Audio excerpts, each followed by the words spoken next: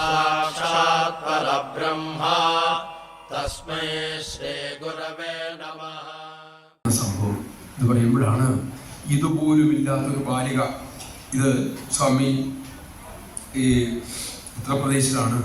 സ്വാമി ഒരു മീറ്റിങ്ങിന് ചെല്ലുമ്പോൾ 10,000 പേർ ഇങ്ങനെ ഇരിക്കണു. സ്വാമി അവിടെ നിന്ന് കാർ നിർത്തി നേരെ പുറയിലേക്ക് ചെല്ലുകയാണ്. തിരുനാമത്തിൻ്റെ മഹിമയാണത്.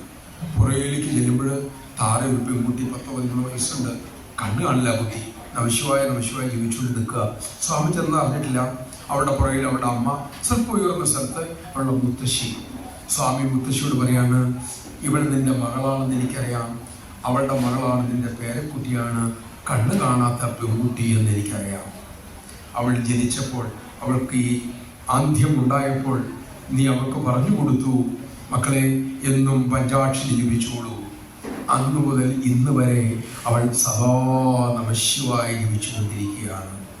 ഒരു ജന്മം മുഴുവൻ അനുഭവിക്കേണ്ട ആന്ധ്യം അവൾ ആ പഞ്ചാക്ഷരത്തിൽ ദഹിപ്പിച്ചു കഴിഞ്ഞു. അവൾക്ക് ദർശനം കൊടുക്കാൻ കൂടിയാണ് ഞാൻ വന്നിരിക്കുന്നത് എന്ന് പറഞ്ഞു സ്വാമി ഈ പെൺകുട്ടിയെ മുമ്പിൽ ചെന്നു. തൻ്റെ തിരുവിരൽ അവളുടെ കണ്ണിൽ ചേർത്ത് വെച്ചു. പതുക്കെ തടവി മാറ്റിക്കൊണ്ട് പറയുകയാണ്, അവൾ മഹാഭാഗ്യവതിയാണ്. കാരണം അവൾ കണ്ണുകൊണ്ട് ആദ്യം കാണുന്നത് ജഗദീശ്വരനെയാണ്. ഭക്തിയിൽ പോണമെന്നില്ല, ഭഗവാനെ കാണുന്നില്ല, സായിഗ്രാന്ന് ജപിക്കണമെന്നില്ല.